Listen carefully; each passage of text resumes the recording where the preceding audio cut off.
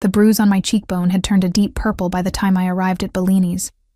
Even with the extra layers of concealer, it was still visible, a reminder of Daniel's temper from last night. I tucked a strand of my dark hair behind my ear, trying to hide the mark as I pushed through the heavy oak doors of the restaurant. "You're late again, Sophia," Marco, the floor manager, hissed as I hurried past. His eyes narrowed on the bruise before he looked away. "Table 7 needs clearing, and Valentina called in sick, so you'll be taking the private dining room tonight." I nodded, already reaching for my apron. The private dining room. My stomach twisted. Reserved for special clients, it meant extra tips, but also unwanted attention from wealthy men who thought their money could buy anything. Or anyone. "Sorry, my brother needed a ride to work," I lied, feeling the weight of it on my tongue. In reality, Joey had spent the morning helping me cover the bruise, his eyes dark with rage. "I'll touch that bastard if he ever lays a hand on you again," he'd promised, his fingers gentle on my face, such a contrast to his words. The restaurant hummed with the quiet conversations of Milan's elite. Crystal glasses clinked, silverware scraped against fine china, and the rich aroma of truffle and garlic perfumed the air. I moved between tables like a ghost, invisible to the patrons except when they needed something. That's how I preferred it, to remain unseen, unnoticed. Safer that way. I was clearing a table when I felt it. That peculiar sensation of being watched. The fine hairs on the back of my neck stood up, and my hands grew clumsy, nearly dropping an expensive crystal glass. Slowly, I turned toward the feeling. He sat in the far corner, partially hidden in shadow. Even from a distance, I could sense his power. It radiated from him like heat. A perfectly tailored black suit hugged broad shoulders, and a crimson tie provided the only splash of color, like fresh blood against snow. 2 men flanked his table, standing rather than sitting, their hands clasped in front of them, eyes constantly scanning the room. My breath caught in my throat as his gaze locked with mine. Dark eyes, nearly black, studied me with such intensity that I felt physically touched by his stare. He didn't smile, didn't nod, just watched. "That's Vittorio Ricci," whispered Elisa, another waitress, suddenly at my elbow. "He owns half of Milan's financial district and the other half doesn't cross him if they know what's good for them." I pulled my eyes away, forcing myself to continue working. "Why is he here? He doesn't usually come to Bellini's, does he?" Elisa shook her head, her blonde ponytail swaying. "No. First time I've seen him here. Marco is practically having a heart attack in the kitchen. Apparently, Ricci just showed up unannounced with his guards." 2 hours passed, and I managed to avoid the private dining room where Ricci had eventually moved. Other waitresses had been assigned to serve him and his guests who had arrived later. I was grateful for the reprieve, keeping myself busy with the main floor tables, ignoring the occasional glances thrown my way from the partially open door of the private room. It was nearing midnight when Marco grabbed my arm as I passed the kitchen. "Sophia, Ricci is asking for you specifically." My blood ran cold. "Me? Why? I haven't even served his table." Marco's grip tightened. "I don't ask questions of men like him, and neither should you. Just go, now." "He's alone. His guests left, and he's waiting." My feet felt leaden as I approached the private dining room. The 2 guards stood outside, their expressions impassive as one opened the door for me. Inside, Vittorio Ricci sat alone at a table meant for 12, an untouched glass of amber liquid before him. Up close, I could see the details I'd missed from a distance. A small scar bisecting his right eyebrow, the heavy gold signet ring on his left hand, the faint lines around his eyes suggesting he was in his late 30s. "Sir," I managed, my voice surprisingly steady despite the earthquake happening in my chest. "You asked for me?" He studied me for what felt like an eternity, his eyes eventually landing on my bruised cheekbone. I resisted the urge to touch it, to hide it. "Chi ti ha colpito?" he asked, his voice deep and smooth like aged whiskey. "Who hit you?" The question, so direct and unexpected, stole my breath. No one at Bellini's had directly acknowledged my bruise all night. Not even Marco. They'd seen, certainly, but chosen to look away, to pretend. Yet this stranger, this dangerous man, had cut straight through the pretense. I fell, I answered automatically. The lie I'd been telling myself for months whenever Daniel's temper got the best of him. Ricci's eyes narrowed slightly, the only indication that he'd heard me. He leaned back in his chair, one finger tapping rhythmically against the tablecloth. "Sit," he said, gesturing to the chair across from him. "I'm sorry, sir, but I'm not allowed." "Sit," he repeated, not raising his voice, but somehow making the word fill the entire room. I sat. "Your name?" he asked, lifting his glass but not drinking. "Sophia Lombardi." Something flickered in his eyes. Recognition? Interest? I couldn't tell. "Lombardi," he repeated, as if tasting the name. "You have family in Milan?" My throat tightened. Something warned me to be careful. "Just my brother, Joey." Ricci nodded slowly, setting down his glass without drinking. "And who does your brother work for, Sophia Lombardi?" Fear prickled along my spine. Why was he asking about Joey? My brother worked as a mechanic, occasionally taking side jobs that paid cash. He never talked about them, and I never asked. We had an unspoken agreement. He didn't question my bruises, and I didn't question his late nights or unexplained cash. "He's a mechanic," I said, keeping my answer simple. Ricci's lips curved into something resembling a smile, though it never reached his eyes. "Is he? And does this mechanic know someone is marking his sister's beautiful face?" Heat rushed to my cheeks, partly from embarrassment, partly from the unexpected compliment embedded in his question. "It's nothing. It's not nothing," he said softly, dangerously. "Men who hit women are cowards. They deserve to be punished." A chill ran through me. There was something in his tone, a promise of violence that should have frightened me but instead made me feel strangely protected. I looked down at my hands, twisted together in my lap. "Tell me his name," Ricci said. "No," I whispered, surprised at my own defiance. "It's not. He doesn't mean to. He just gets angry sometimes." Ricci leaned forward and I instinctively shrank back. He noticed, his eyes darkening. "You defend him. Interesting." He reached into his jacket and pulled out a business card, sliding it across the table. "When you decide you deserve better, call this number." I stared at the card. It was blank except for a phone number printed in elegant black script. "I don't understand." "You will," he replied, standing smoothly. He towered over me, his presence making the spacious room feel suddenly small. "What time do you finish work?" The question caught me off guard. 2 a.m. He nodded once. "My driver will take you home." "That's not necessary." "It wasn't an offer." He cut me off, buttoning his suit jacket. "It's not safe for a woman to travel alone at that hour." Before I could protest further, he walked to the door, pausing with his hand on the handle. "The bruise," he said without turning, "should be treated with arnica. It helps with the swelling."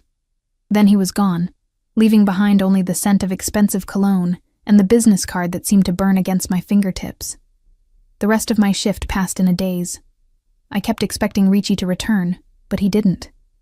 The business card felt heavy in my apron pocket, a weight I was acutely aware of with every movement. When 2 a.m. arrived, Marco stopped me before I could grab my coat.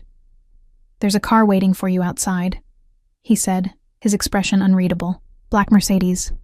"I can take the bus," I insisted. Marco shook his head. "Not tonight, you can't. Go, Sophia. Don't keep him waiting." Outside, the night air was crisp with approaching autumn. True to Marco's word, a sleek black Mercedes idled at the curb, its engine a quiet purr in the night. A driver in a black suit stood beside the rear door, opening it as I approached.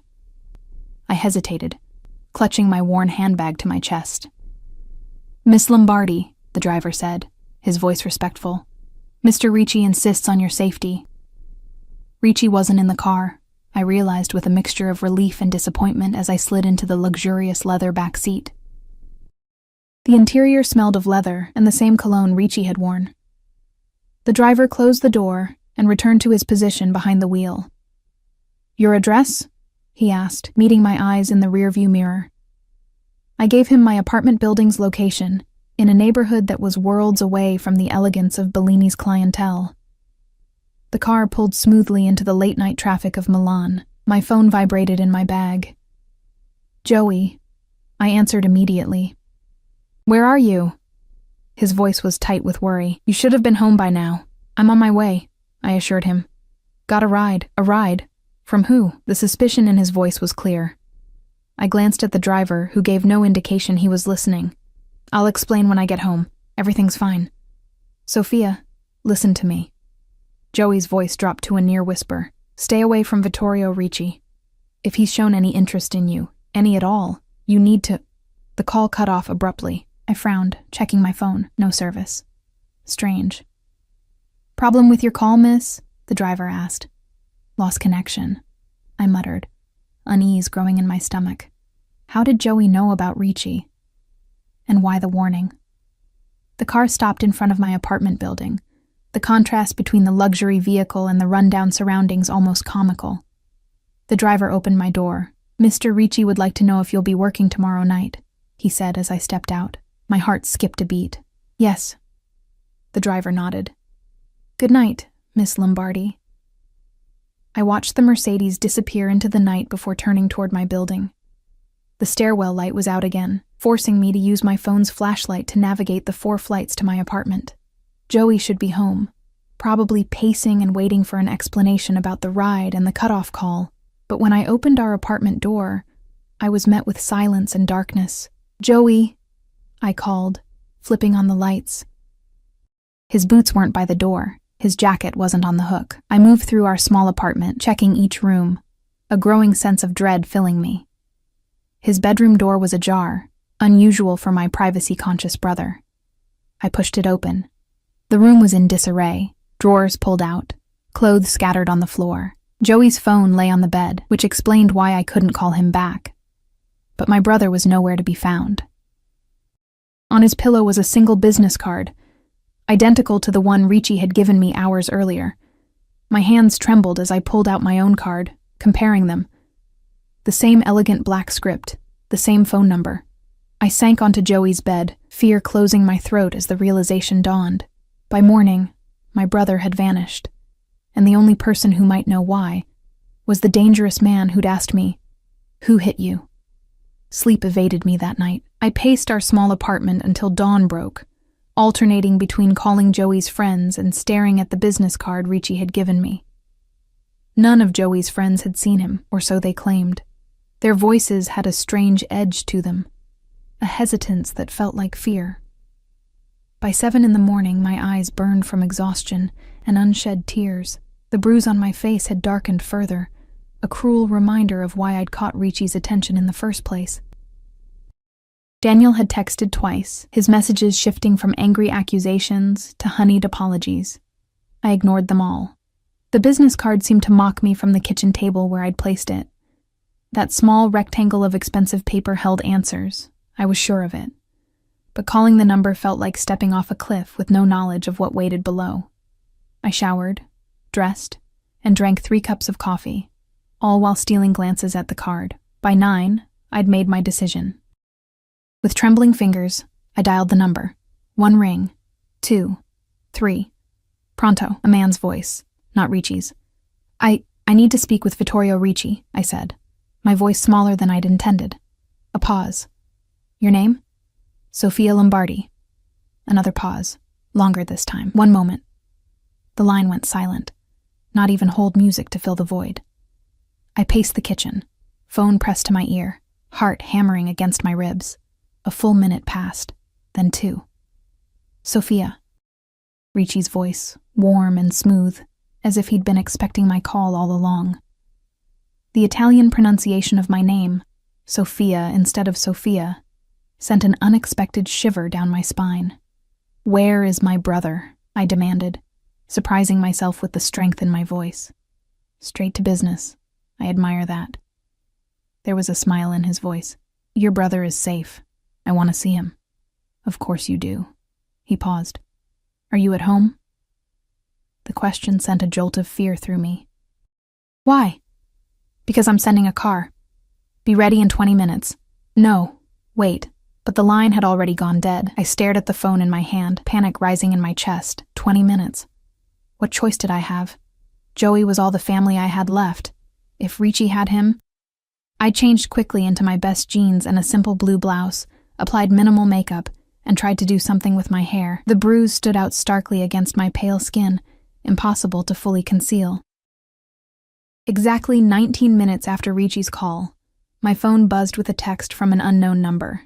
Downstairs. The same black Mercedes from last night waited at the curb, the same driver holding open the rear door. This time, however, I wasn't alone in the back seat. Vittorio Ricci sat there, impeccable in another tailored suit, this one a deep navy. His eyes met mine as I hesitated at the car door. "Your brother is waiting," he said simply. I slid into the seat beside him, keeping as much distance as the luxury car would allow. Up close, in daylight, he was even more intimidating, and undeniably handsome. The scar through his eyebrow gave his otherwise perfect features a dangerous edge. His cologne filled the enclosed space, expensive and subtle. "Where are we going?" I asked as the car pulled away from the curb. "My home," he replied, watching me with that same intensity from the restaurant. "Your brother is there." "Why? Why take him? Why any of this?" The questions tumbled out before I could stop them. Ricci studied me for a long moment. "Your brother works for Salvatore Bianchi. Do you know who that is?" I shook my head, though the name sounded vaguely familiar. "Bianchi controls the drug trade in 3 districts of Milan. He's also my enemy." Ricci's voice remained conversational, as if discussing the weather rather than criminal empires. "Your brother has been collecting information for Bianchi. About my businesses, my movements." My mouth went dry. "Joey is a mechanic." Ricci's lips curved slightly. "He repairs cars, yes, including those belonging to my associates. Very convenient for planting listening devices, wouldn't you agree?" The world seemed to tilt beneath me. Joey, involved with the Mafia, it couldn't be true. And yet, the unexplained cash, the late nights, the vague explanations of side jobs, "He wouldn't," I whispered, but doubt had already taken root. "He did," Ricci countered, not unkindly. For over 6 months, the car turned onto a private road lined with tall cypress trees, eventually stopping before a massive iron gate guarded by armed men. After a brief inspection, we were waved through to a sprawling estate. The villa at its center was a masterpiece of modern architecture blended with classical Italian design, glass and stone and soaring ceilings. Ricci escorted me inside, his hand barely touching the small of my back, yet somehow burning through the fabric of my blouse. The interior was minimalist but luxurious. Armed men, stationed discreetly throughout, made no attempt to hide their presence. "Where is Joey?" I asked again, as he led me through a vast living area. "Soon," he promised, guiding me to a sunlit terrace overlooking immaculate gardens. A table had been set for breakfast. Fresh fruit, pastries, coffee. "Sit. Eat something." "You look exhausted." "I'm not hungry." It was a lie. I hadn't eaten since yesterday's lunch shift at the restaurant. Ricci pulled out a chair. "Sit anyway." I sat, if only because my legs felt ready to give out.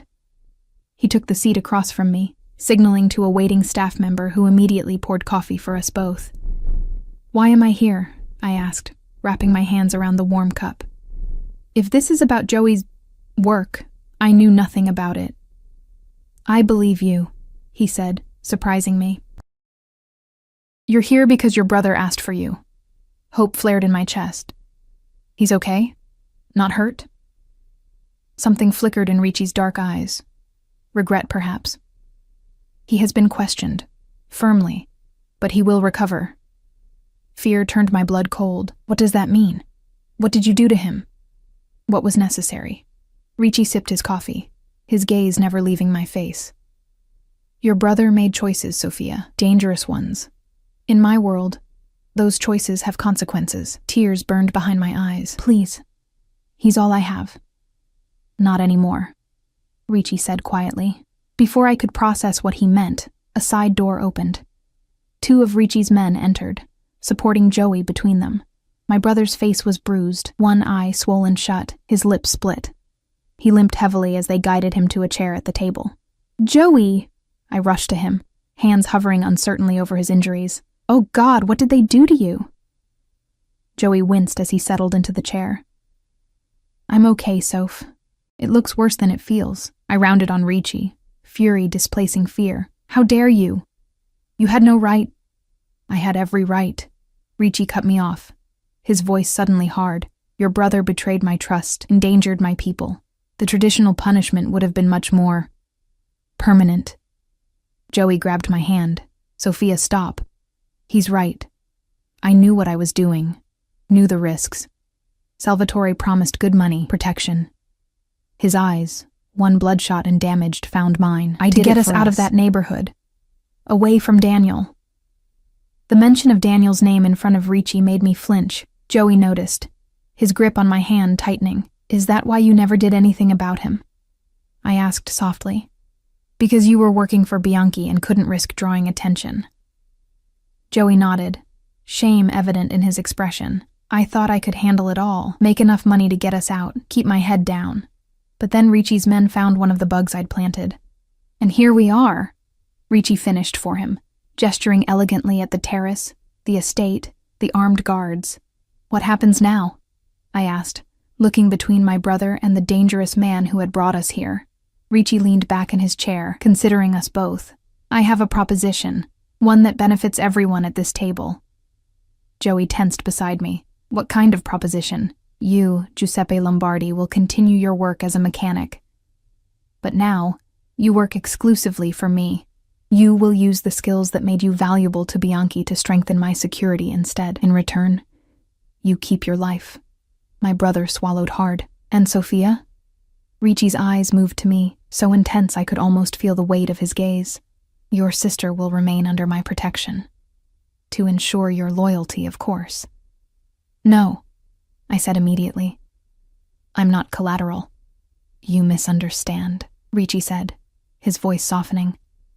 My protection means no more bruises from men like Daniel. It means a better apartment in a safer neighborhood. It means a life where you don't have to serve entitled businessmen at Bellini's. Sounds like a gilded cage to me, I countered. A small smile played at the corner of his mouth. Perhaps. But isn't it better than the cage you're already in? He had a point, though I hated to admit it. My life had become a series of cages. Daniel's abuse, the struggle to pay bills, the dead-end job, the dangerous neighborhood. Was Ricci's cage really worse? At least it came with Joey's safety guaranteed. I need your answer, Sophia, Ricci said, his patience clearly limited. Your brother has already agreed to his part. Joey squeezed my hand. It's going to be okay, Soph. He'll protect you better than I could. Looking at my brother's battered face, I realized we'd run out of options. Whatever game Joey had been playing with Bianchi and Ricci, we'd lost. All that remained was damage control. Fine, I said, the word tasting bitter on my tongue. I accept your protection, but I keep my job at Bellini's. Ricci raised an eyebrow. Why would you want to? Because it's mine, I answered simply. It's the one thing in my life that I chose. He studied me for a long moment, before nodding once. As you wish, but my driver will take you to and from work. No arguments. It wasn't much of a victory, but it was something. A small piece of independence preserved in what was rapidly becoming a life controlled by Vittorio Ricci. There's one more condition, Ricci added, his eyes darkening as they lingered on my bruised cheekbone. Tell me Daniel's full name. A chill ran through me. Why? Tell me, he repeated, his tone making it clear this was non-negotiable. I glanced at Joey, who nodded almost imperceptibly. Daniel Russo. He works at the shipping company on Via Dante. Ricci smiled, a predator's smile that never reached his eyes. Thank you, Sophia. He stood, buttoning his jacket with one fluid motion. Now, I believe we all need to rest. It's been a long night for everyone. As if on cue, the two men who had brought Joey returned to the terrace. Show Miss Lombardi to the East guest suite, Ricci instructed them, and take her brother to the doctor for a final check before allowing him to rest. Wait, I protested. I'm staying here? For how long? Until your new apartment is ready, Ricci replied smoothly. 3 days, perhaps 4. Consider it a vacation. As the men led Joey away, Ricci caught my arm gently, leaning close enough that I could feel his breath against my ear. Daniel Russo won't hurt you again, he whispered. I promise you that, Sophia Lombardi. The certainty in his voice sent a shiver down my spine, not entirely from fear. The East Guest Suite was larger than my entire apartment, with floor-to-ceiling windows overlooking the manicured gardens and a bathroom that could have housed a small family. I spent hours simply staring out at the view, trying to process everything that had happened in the last 24 hours. Joey was given a room in another wing of the villa. I was allowed to see him briefly that evening, but he was heavily sedated after the doctor's treatment. Broken ribs, the stoic medical professional had informed me. Minor concussion. He'll heal. The clinical assessment did nothing to ease my guilt. Joey had suffered this because of me, because he'd been trying to make enough money to get us away from Daniel. I didn't see Ricci again that day. A stern-faced housekeeper named Alessandra brought me clothes, all in my size, which was unsettling, and informed me that Il Signore would see me at breakfast the following morning. Sleep came in fitful bursts, my dreams haunted by dark eyes and business cards, and Joey's battered face. I woke before dawn, showering in the luxurious marble bathroom, before selecting the most modest outfit from the provided wardrobe, black pants, and a simple cream blouse. I pinned my hair back, applied minimal makeup, and waited for whatever came next in this strange new reality. At precisely 8, Alessandra knocked on my door. "Breakfast is served on the main terrace, Miss Lombardi." I followed her through the labyrinthine villa, noting the tasteful art adorning the walls, the subtle security cameras in every corridor, the armed men stationed at key points. This was a beautiful fortress, designed to keep threats out and perhaps certain people in. Vittorio Ricci sat at the same table as yesterday, reading something on a sleek tablet. He stood when he saw me, a gesture so formal and old-world that it momentarily threw me off balance. "Buongiorno, Sofia," he said, pulling out a chair for me. "Did you sleep well?" "As well as can be expected," I replied, taking the offered seat. "How is Joey today?" Ricci sat across from me, signaling to a waiting staff member who immediately began serving coffee and pastries. "Your brother is recovering. The doctor is with him now." His eyes moved to my cheekbone, where the bruise had begun to fade slightly. "I see you found the arnica cream I had left in your bathroom." I touched the bruise self-consciously. "Yes. Thank you." He nodded once, satisfied, and returned to his breakfast. We ate in silence for several minutes. The only sounds the distant chirping of birds and the occasional rustle of guards shifting positions around the perimeter of the terrace. "Your new apartment will be ready tomorrow," Ricci said eventually. "In Brera. I think you'll find it suitable." Brera, one of Milan's most exclusive neighborhoods, with its art galleries and upscale boutiques, light years away from my current reality. "That's very generous." "It's necessary," he corrected. "My associates live in certain neighborhoods. It's expected."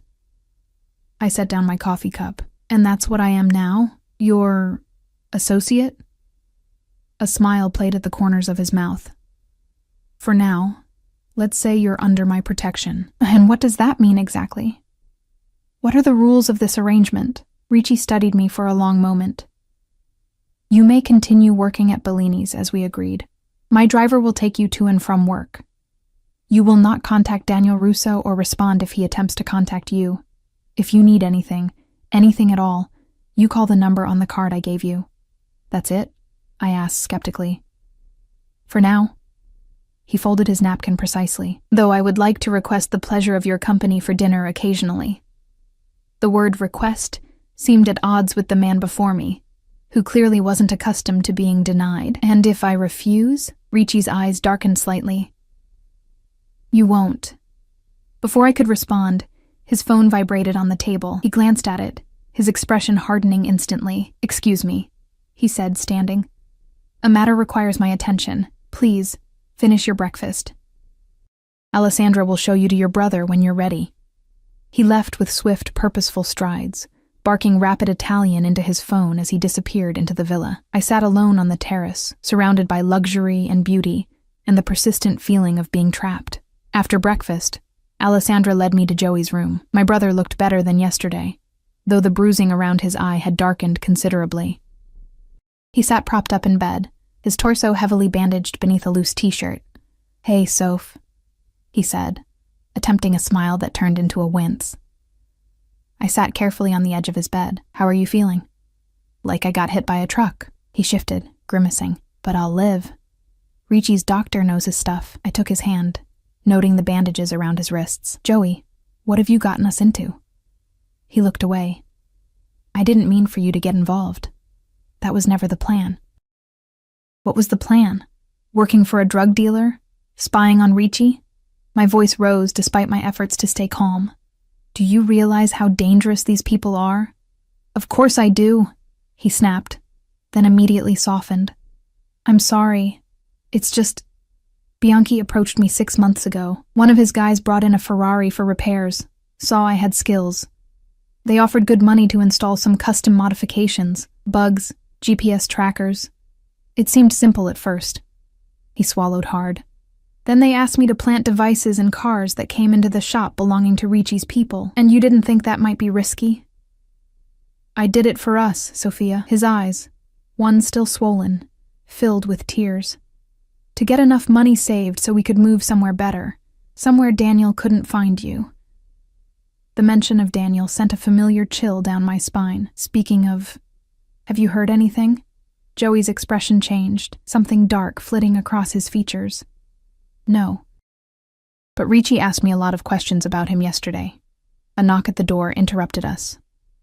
Alessandra entered, her face impassive as always. Miss Lombardi, Il Signore requests your presence in his study. Joey squeezed my hand. Be careful, Soph. Ricci may seem civilized, but remember what he is. I nodded, kissing my brother's forehead before following Alessandra through the villa. She left me outside a heavy wooden door, knocking once before disappearing down the corridor. Enter! Ricci's voice called from within. The study was everything I expected. Leather-bound books, antique desk, the scent of cigars and leather. What I didn't expect was the man kneeling on the floor, face bloody and swollen, hands bound behind his back.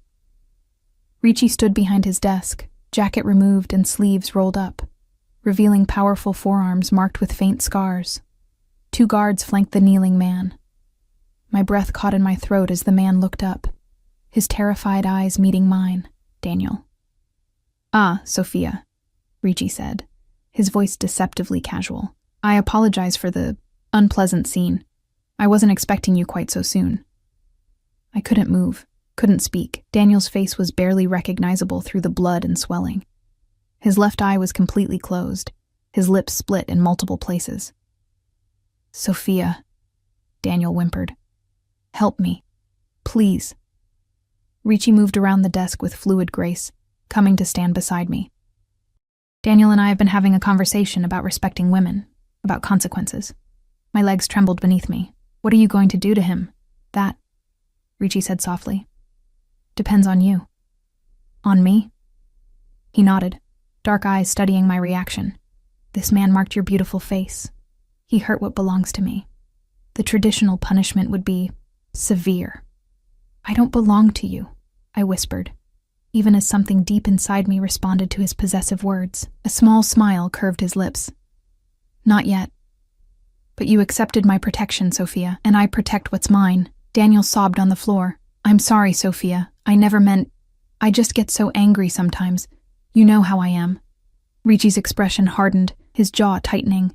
Silence, he commanded, not even looking at Daniel. The room fell instantly quiet except for Daniel's ragged breathing. What do you want from me? I asked Ricci. Justice, he replied simply. Tell me what should happen to him. His fate is in your hands. I stared at Daniel, the man who had terrorized me for nearly a year, who had left bruises on my body and scars on my soul. Now he knelt broken and bleeding, at the mercy of a man far more dangerous than he could ever be. Let him go, I said finally.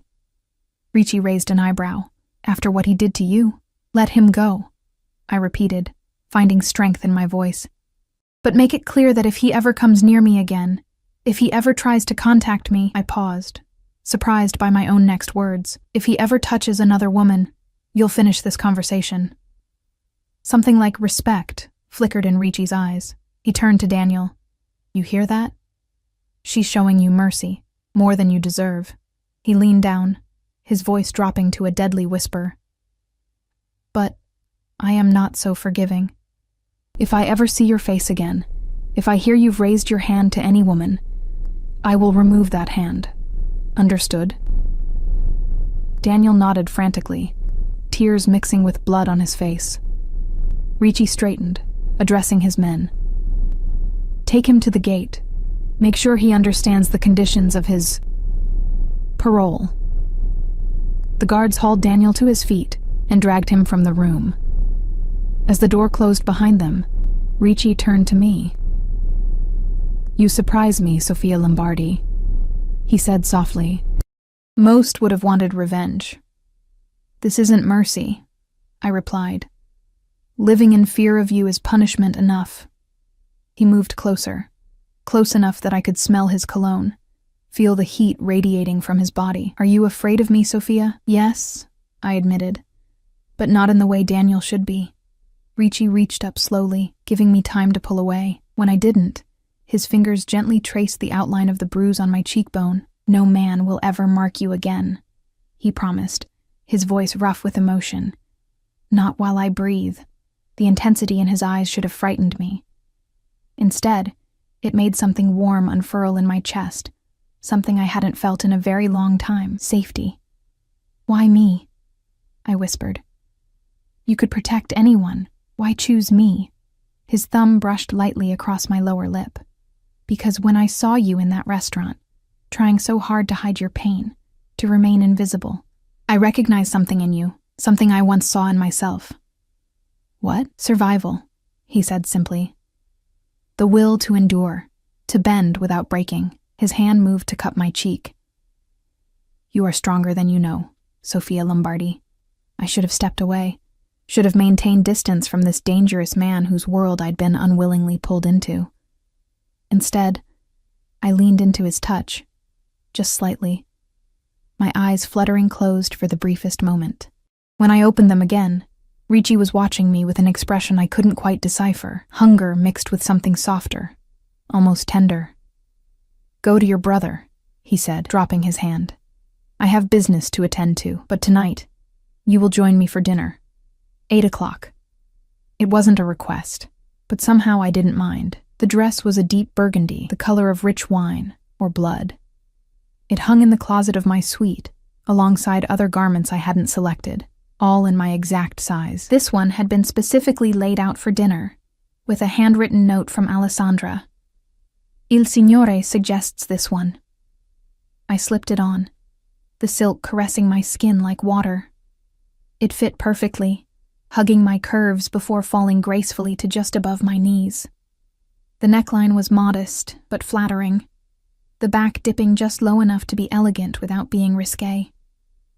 With my dark hair swept up and minimal jewelry, simple diamond studs that had also mysteriously appeared on my vanity, I hardly recognized the woman in the mirror.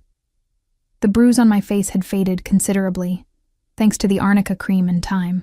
With careful makeup application, it was now barely visible, a ghost of what Daniel had done, disappearing a little more each day. At precisely 5 minutes to 8, Alessandra knocked on my door. "Il Signore awaits you in the dining room." I followed her through the villa's corridors, my heartbeat quickening with each step. Something had shifted between Ricci and me in his study that afternoon. A boundary crossed, an understanding reached. I wasn't sure what awaited me at dinner, but I knew it would be a turning point. The dining room was intimate despite its grandeur, with a table set for two and candles casting a warm glow over the space. Ricci stood as I entered, his eyes moving appreciatively over me. "Sei bellissima," he said softly. "You are beautiful." "Grazie," I replied, one of the few Italian words I knew with confidence. He held out my chair, waiting until I was seated before taking his own place. A server immediately appeared, pouring wine and presenting the first course. A delicate seafood appetizer. "I checked on your brother earlier," Ricci said, lifting his glass. "The doctor is pleased with his progress. He should be able to move around more tomorrow." Relief washed over me. "Thank you.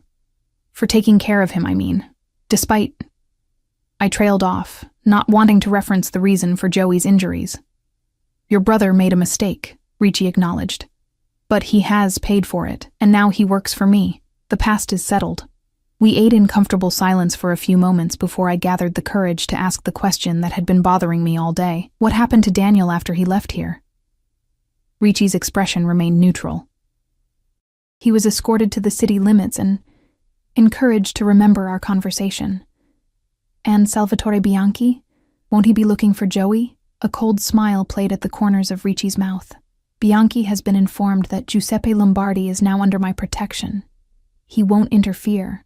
Just like that? Just like that, Ricci confirmed. There are rules to our world, Sophia. Lines that aren't crossed. Taking my mechanic would cross one of those lines. I twirled the wineglass between my fingers. And what about me? What line do I represent? His eyes darkened, pinning me in place. You are a different matter entirely. The second course arrived, risotto with wild mushrooms, giving me a moment to collect myself under his intense gaze. Tell me about yourself, Ricci said as we continued eating. Before Bellini's, before Daniel. The request caught me off guard. No one had asked about my past in a long time. There's not much to tell. My parents died when I was 19. Car accident. Joey was 16. I dropped out of university to take care of him. Worked whatever jobs I could find. We moved to Milan 3 years ago when Joey got the mechanic position. And what were you studying before you had to leave? Art history, I admitted, somewhat embarrassed by how impractical it seemed.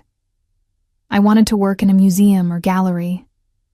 Something like surprise flickered across Ricci's face. You never pursued it again? I shook my head.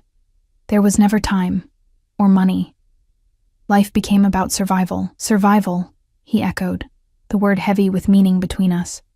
You've done more than survive, Sophia. You've protected your brother, worked honestly, maintained your dignity in difficult circumstances. He leaned forward slightly. Do you know how rare that is? That strength? Warmth bloomed in my chest at his words. When was the last time anyone had seen strength in me rather than weakness? Daniel had systematically eroded my confidence over our year together, making me believe I was lucky he wanted me at all. What about you? I asked, deflecting his praise. How did you become... I gestured vaguely at our surroundings, at the armed guards visible through the windows patrolling the estate. A monster? He supplied, his tone lightening slightly. I didn't say that. He smiled, a genuine smile that transformed his face, making him look younger, almost boyish. But you thought it. I couldn't deny it. I'm trying to understand all of this. I gestured between us. Why you've brought me into your world. Ricci set down his fork, considering me thoughtfully. I was born into this life, Sophia.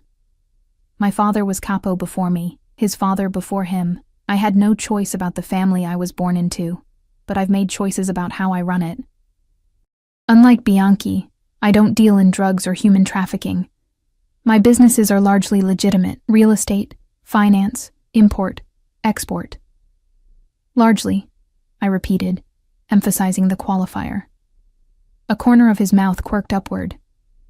There are aspects that operate in gray areas, yes, but there are lines I don't cross. The third course arrived, a perfectly cooked sea bass, along with a fresh bottle of wine. And what about women? I asked, emboldened by the wine and his apparent openness. Where do they fit in your world? His expression grew serious. My mother was the heart of our family until cancer took her 5 years ago. She taught me that a man's treatment of women reveals his true character. In our world, women are either respected or they are not. There is no middle ground. And which am I? I challenged, my voice softer than intended. Ricci's eyes locked with mine, intense and unwavering. You, Sophia Lombardi, are the first woman since my mother who has made me question my carefully constructed world. The admission hung between us, heavy with implication. I looked down at my plate, suddenly unable to maintain eye contact with the force of his gaze.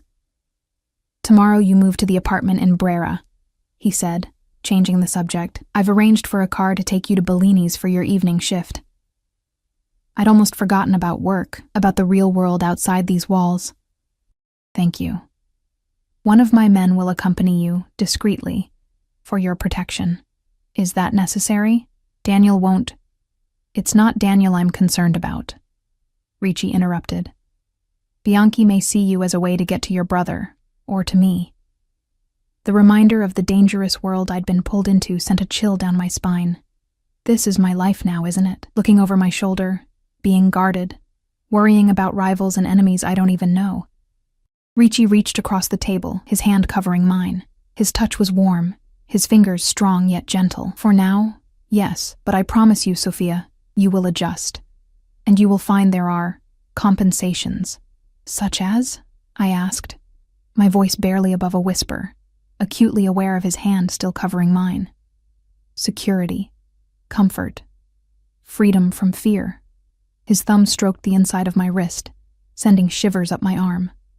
And perhaps, in time, something more. The air between us seemed charged, electric with possibility. I should have pulled my hand away, maintained some boundary between us. Instead, I turned my palm upward, my fingers intertwining with his, almost of their own volition. I don't know if I can be what you want, I admitted, the words tumbling out before I could stop them. And what do you think I want? He asked, his voice low and intimate. A woman who accepts this world without question, who looks the other way when necessary, who doesn't mind the danger. Ricci's grip tightened slightly. What I want, Sophia, is a woman who sees me. Not the power, not the danger, but me. A woman with the strength to stand beside me, not behind me.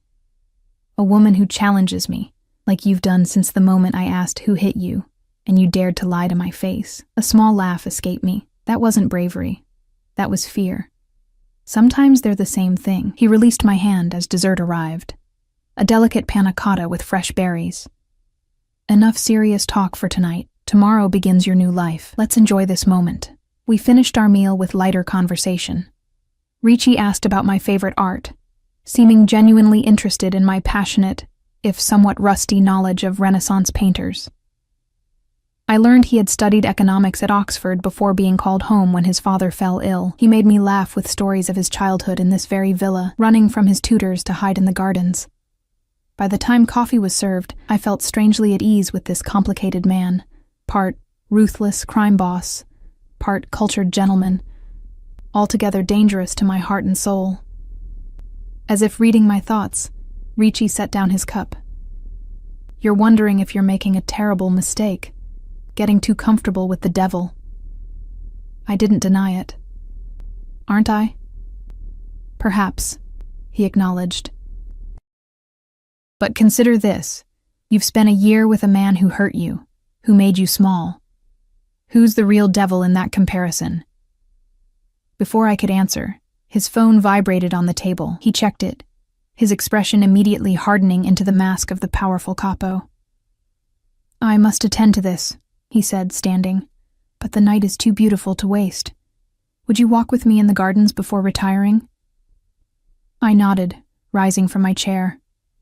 Ricci offered his arm, a formal gesture that felt both old-fashioned and right. I slipped my hand into the crook of his elbow, feeling the solid strength of him beneath the expensive fabric of his suit. The gardens were illuminated by subtle lighting along the pathways, the October air crisp but not uncomfortable. We walked in silence, my mind racing with everything that had happened, everything that had been said. Your thoughts are very loud, Ricci commented, as we paused beside a fountain. I'm trying to reconcile the man who had Daniel beaten with the man who knows about Renaissance art and treats his mother's memory with such reverence. Ricci turned to face me, his expression serious in the moonlight. They are the same man, Sophia. I won't pretend to be something I'm not. I've done things that would horrify you. I'll likely do them again, but never without reason, never without honor. Is there honor in your world? I asked softly. In my world, it's all that separates us from true monsters. He reached up, his fingers brushing a strand of hair from my face with unexpected tenderness. I won't lie to you, Sophia, ever. That's my promise. As his hand lingered on my cheek, I found myself leaning closer, drawn to him despite everything I knew, everything I feared. His eyes dropped to my lips, his intention clear. The moment hung between us, fragile and charged. I knew if I let him kiss me, there would be no going back. I would be choosing this world, this life, this dangerous man. As if sensing my hesitation, Ricci stepped back slightly. It's late. You should rest. Tomorrow will bring many changes. Disappointment and relief warred within me, as he offered his arm again to escort me back to my suite. At my door, he lifted my hand to his lips, placing a gentle kiss on my knuckles. Buona notte, Sophia, he murmured against my skin. Dream of possibilities. As I closed the door behind me, I leaned against it, heart racing. I was falling for Vittorio Ricci, a man who commanded fear and respect in equal measure, who had beaten my brother and saved me from Daniel, who offered protection with one hand and danger with the other. And the most frightening part? I wasn't sure I wanted to stop falling. My new apartment in Brera was a dream, spacious and elegant with high ceilings, gleaming hardwood floors, and windows that flooded the space with natural light. The furniture was minimalist but luxurious, the kitchen outfitted with appliances I didn't know how to use, the bathroom a marble sanctuary. Everything about it whispered wealth and taste. This is too much, I said to Joey as we explored the space together. My brother was still moving stiffly, his ribs wrapped tightly beneath his shirt, but the swelling around his eye had gone down considerably. It's exactly what you deserve, Soph, he replied, running his hand over the smooth countertop. After everything you've been through. I gave him a pointed look. You mean after everything Ricci put us through? Joey sighed, easing himself onto one of the bar stools at the kitchen island. I'm the one who got us into this mess, remember? Working for Bianchi, planting those bugs. Ricci could have killed me, should have by their rules. Instead, he gave me a job, an apartment down the hall from you, and his protection. Because he wants something from me, I said quietly. A knowing look crossed Joey's face. You like him. That's not... It's okay if you do, he interrupted. I've seen how he looks at you, like you're the most fascinating thing he's ever encountered. Heat rose to my cheeks. He's dangerous, Joey. So is crossing the street in Milan. My brother countered with a shrug, then winced at the movement. At least with Ricci, the danger comes with security, and he obviously cares about you. Before I could respond, my phone buzzed with a text message from an unknown number. Car will arrive at 5 p.m. for your shift at Bellini's. V. Not Vittorio or Ricci, just V. The intimacy of it sent a small thrill through me, which I immediately tried to suppress. Joey raised an eyebrow at my expression. Him? I nodded, tucking the phone away. He's sending a car for my shift tonight. See, taking care of you. Joey stood carefully. I should go. I start at Ricci's garage tomorrow morning. I hugged him gently, mindful of his injuries. Be careful, Joey. You too, Soph. He gave me a meaningful look. With your heart, I mean. After he left, I wandered through my new home, still trying to process everything. My few belongings from the old apartment had been moved here, looking strangely out of place among the luxury. My worn paperbacks lined one shelf of the otherwise empty bookcase, my faded throw blanket draped over the pristine sofa. At precisely 5, the doorbell rang. A serious-faced man in a black suit stood in the hallway. Miss Lombardi, I'm Paolo. I'll be accompanying you to Bellini's tonight. The black Mercedes was waiting downstairs. As we drove through Milan's evening traffic, I found myself searching the back seat, half expecting Ricci to be there as he had been yesterday morning. But I was alone, save for Paolo in the front seat and the driver. Arriving at Bellini's in a chauffeur-driven Mercedes with a bodyguard raised eyebrows among the staff. Marco, the floor manager, pulled me aside immediately. What's going on, Sophia? First Vittorio Ricci asks for you personally. Now you arrive like this? I kept my expression neutral. I've moved apartments. A friend arranged transportation. Marco looked skeptical but didn't press further. You're on main floor tonight. Tables 12 through 16. The shift passed in a blur of familiar motions. Taking orders, serving dishes, clearing tables. Several times I felt Paolo's watchful eyes from his position at the bar, where he nursed a single glass of water all evening. He wasn't obvious about his surveillance, but I was acutely aware of his presence. Just before midnight, Marco appeared at my elbow as I was inputting an order. Ricci is here, he whispered urgently. Table 20. He's asking for you. My heart skipped a beat as I turned toward table 20. Sure enough, Vittorio Ricci sat there, impeccable in a charcoal suit. 2 guards positioned discreetly nearby. Our eyes met across the restaurant, and he inclined his head slightly in acknowledgement. "I'll take over your other tables," Marco said, practically pushing me in Ricci's direction. "Don't keep him waiting." I approached Ricci's table, conscious of curious stares from both staff and patrons. He stood as I neared, a gesture of respect that wasn't lost on anyone watching. "Sophia," he greeted me, his voice warm.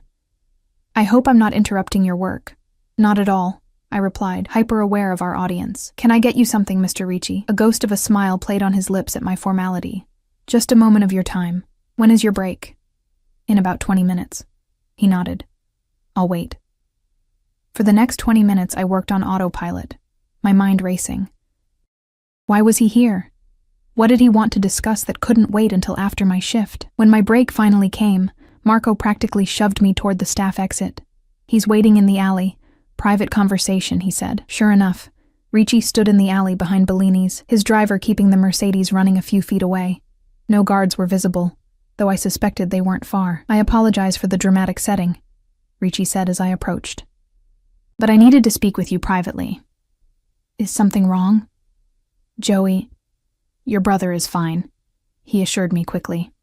"This is about another matter, a potentially dangerous one." Alarm coursed through me. "What is it?" "Salvatore Bianchi has been asking questions about you," Ricci said, his expression grave. "My sources tell me he's discovered our connection." "What does that mean?" Ricci stepped closer, his voice dropping. "It means he may see you as a way to strike at me. I've doubled security at your apartment building, but I'm concerned about you working here.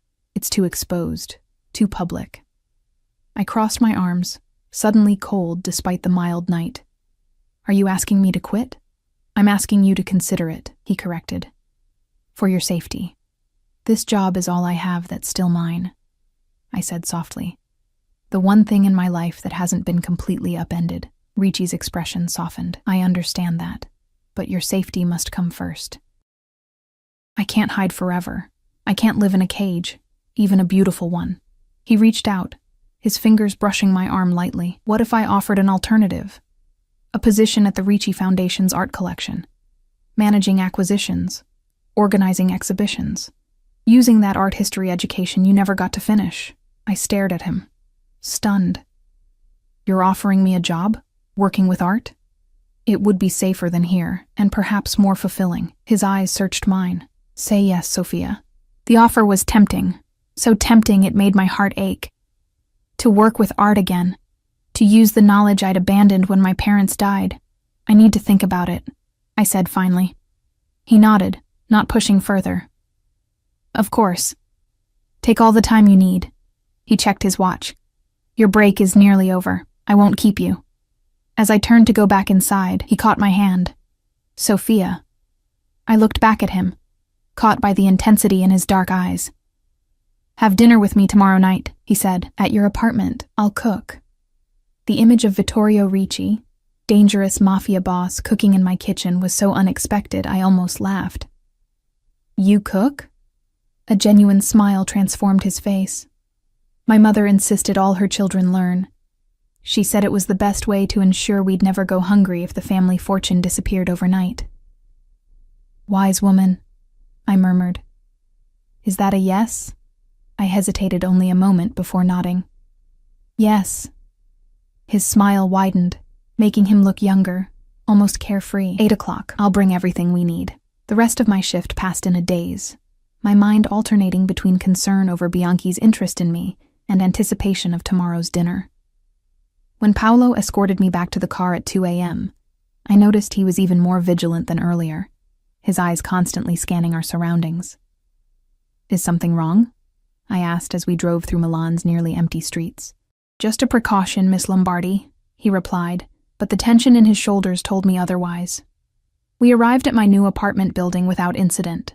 Paolo insisted on escorting me all the way to my door, checking the apartment before leaving me with strict instructions to lock up and call immediately if I noticed anything unusual. Sleep eluded me that night, my dreams haunted by shadowy figures, and the constant feeling of being watched. I woke early, exhausted, but too restless to go back to sleep. After showering and dressing in casual jeans and a sweater, I decided to explore my new neighborhood.